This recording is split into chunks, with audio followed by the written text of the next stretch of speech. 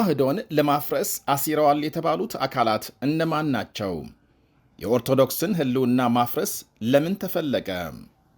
ከሮም እስከ ፍላሚንጎ የተዘረጋው ስውር እጅ ከሕገ ወጡ ሲኖዶስ ጀርባም የመሸገው አደገኛው ኃይል ማን ነው? ኦርቶዶክስ ተዋህዶን ለማክሰም የተነሳ ነው የተባለው ቡድን በራሱ ሲኖዶስ መሾሙ ተረጋግጧል። በሥልጣንም ተከፋፍሏል። ተንታኞች በኦሮሚያ ብልጽግና ውስጥ ሸኔን የሚደግፈው ኃይል ሙሉ ለሙሉ ከመመታቱ አስቀድሞ አደገኛውን ካርድ መዟል። ለመሆኑ ከሕገ ወጡ ሲኖዶስ ጀርባም ማን መሽጓል? የፖለቲካ ሕልሙ ምንድን ነው? ሥራውስ የት ያደርሰዋል? የሚለውን ኢትዮ ዴይሊ እንደሚከተለው ቃኝቶታል። አብራችሁን ቆዩ። አስራት አብርሃም የጻፈው የሕገ መንግሥቱ ፈረሰኞች የተባለው መጽሐፍ የሕገ መንግሥቱን ዓላማ ገሃድ በማውጣቱ ረገድ በእጅጉ የተሳካለት ነው። በተለይም ቃለ ጉባኤን መርምሮ እውነትን በማስረገጡ ረገድ ትልቅ ሚና ተጫውቷል። አስራት የሕገ መንግሥቱን ፈረሰኞች በገለጠበት ኪታቡ ፈረሰኞቹ የኢትዮጵያ ኦርቶዶክስ ተዋህዶ ጠል ናቸው ይላቸዋል።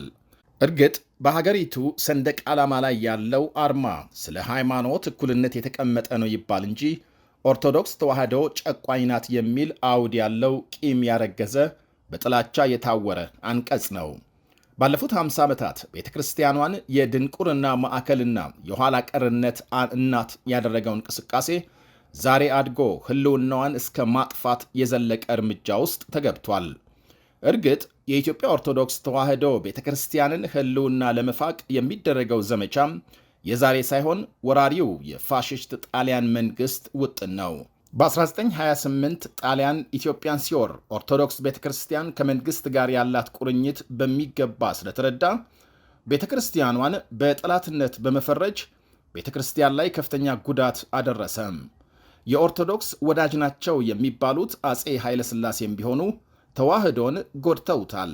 አፄ ኃይለሥላሴ አፍቃሪ ምዕራባውያን በመሆናቸው የተነሳም ኢትዮጵያን በተራማጅ አስተሳሰብ መርተው ሕዝቡን ምዕራባዊ ባህል፣ እምነትና አስተሳሰብ እንዲኖረው ገና አልጋዋራሽ ከነበሩበት ጊዜ አንስቶ ሲሰሩ ነበር ይባላል። በአጠቃላይ አፄ ኃይለሥላሴ ዘመን በዘመናዊ ትምህርት ሰበብ ትውልዱ የሀገሩን ታሪክ ማንነቱንና ሃይማኖቱን እንዳያውቅ በመደረጉ በተለይ ኦርቶዶክስ ቤተ ክርስቲያን እንድትዳከም ሆነዋል ነው የሚባለው።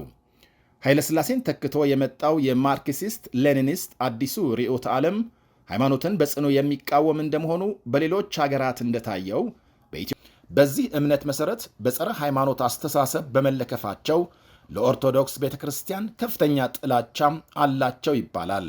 ያለፉት 27 ዓመታትም ይህንን በግልጽ የሚያጋልጡ ሆነው ተገኝተዋል። የብልጽግና መንግሥትም ቢሆን የኢህአዴግ ውላጅ እንደመሆኑ ኦርቶዶክስን የኋላ ቀርነት ምንጭ አድርጎ በሰነድ ጭምር ሲሰብክ ቆይቷል። ዛሬ የኦሮሚያ ቤተ ክህነት በሚል የተቋቋመው ሲኖዶስ የዚህ ቅጥያም በውጭው መጥተው ሊጥሏት ያልቻሏትን ቤተ ክርስቲያንን ከውስጥ የመፈንቀል ሴራ አካል ነው።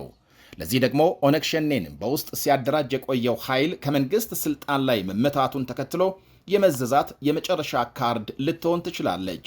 በርካቶች መንግሥት ሙሉ ለሙሉ ጉዳዩን እየመራ ነው ለማለት የተቸገሩበት ጉዳይ በዚህ ወቅት ላይ እንዲህ አይነት ካርድ መምዘዝ የሚያመጣው አደጋም ከባድ መሆኑ ጋር የተያይዞ ነው። ነገር ግን ሌሎች እየተመታ ያለው የምዕራብ ሸዋው ቡድን የመጨረሻ አደገኛ ካርዱን የሳበም ይመስላል ይላሉ። በዚህም በሚነሳው እሳት ትንፋሽ የመውሰጃ ጊዜ አስፈልጓቸዋል። በመሆኑም በሕገወጥ መልኩ ሲኖዶስ በማቋቋም የሚመጣውን የግጭት እሳት በመሞቅ ዕድሜ ማራዘሙን የፈለጉት ይመስላል። በሌላ በኩል ደግሞ ከኢትዮጵያ ኦርቶዶክስ ቤተ ክርስቲያን ተለይቶ የኦሮሚያ ቤተ ክህነት ተቋቋመ መባሉን ተከትሎ የመንግሥት ባለሥልጣናት፣ ፖለቲከኞችና የተለያዩ ታዋቂ ሰዎች ተቃውሟቸውን እያሰሙ መገኘታቸው ምናልባትም ከአዲሱ ሲኖዶስ ጀርባ ያለው አካል የሸኔ አባት የሆነው በመንግሥት ውስጥ መሽጎ ያለው ቡድን ስለመሆኑ በእጅጉ አረጋጋጭ ነው። የሕገወጥ ሲኖዶሱን መቋቋም ተከትሎ ከሁሉም አቅጣጫ የተቃውሞ እሳት እየነደደ ይገኛል። ተቃውሞው የሚጀምረው ደግሞ ከጠቅላይ ሚኒስትሩ ቀኝ እጅ መሆኑ የሸኔ አባት የሆነው አካል ከዚህ እኩይ ቡድን ጀርባም እንዳለ የሚያረጋግጥ ነው። የማኅበራዊ ዘርፍ አማካሪ ሚኒስትር ዲያቆን ዳንኤል ክብረት በዳንኤል ክብረት በማኅበራዊ ትስስር ገጻቸው ባጋሩት ጽሑፍ የኢትዮጵያ ቤተ ክርስቲያንን በዘር ለመክፈል የተካሄደው ርቀት አደገኛም አሳዛኝም ነው። ይህንን ለማስቆም አቅሙም ዕውቀቱም የነበራቸው አካላት ነው። ጉዳዩን የተለያየ ፖለቲካዊና አካባቢያዊ ገጽታ መስጠትም ተገቢ አይደለም ብለዋል። የኢዜማው አርክቴክት ዮሐንስ መኮንን ነባር ሀገራዊ ተቋማትን ማፍረስ ሀገርን ማፍረስ ነው ይላሉ። ቤተ ክርስቲያኒቱን ለሁለት ሰንጥቆ ያውም በብሔር አቧድኖ እንደ ተቋም ለማፍረስ የተኬደበትን ርቀት በዝምታ ማየቱ የተረከቡትን መንግሥታዊ ሥልጣን ተጠቅመው ከጀርባ ያደራጁ ኃይሎችን አደብ ለማስገዛት ፍላጎት ማጣቱ ምናልባትም ግፉበት እንደማለት ይቆጠራል ነው የሚሉት። የኢትዮጵያ መልክና ስሪት ያላቸው ከዘርና ከቋንቋ ማንነት ተሻግረው ዜጎችን አሰባሳቢና አስተባባሪ የሆኑ የሃይማኖት ተቋማትን መሰንጠቅ፣ ማኮሰስና ምዕምናኖቻቸውን ማዋረድ ዳፋው ለሀገር እንደሚተርፍ ለአፍታም ቢሆን መዘንጋት አይገባም ይላሉ አርክቴክት ዮሐንስ።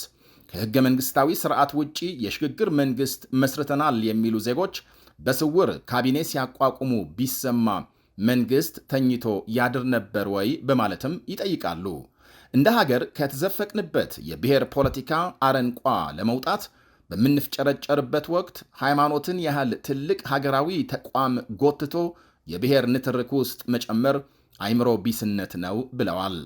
የቀድሞ የአማራ ብልጽግና ከፍተኛ አመራር አቶ ዮሐንስ ቧያለው በበኩላቸው የኢትዮጵያውያንን ገመድ ለመበጠስ ታቅዶበት የሚሰራበት እንጂ ጉዳዩ ሃይማኖታዊ እንዳልሆነ ግልጽ ነው።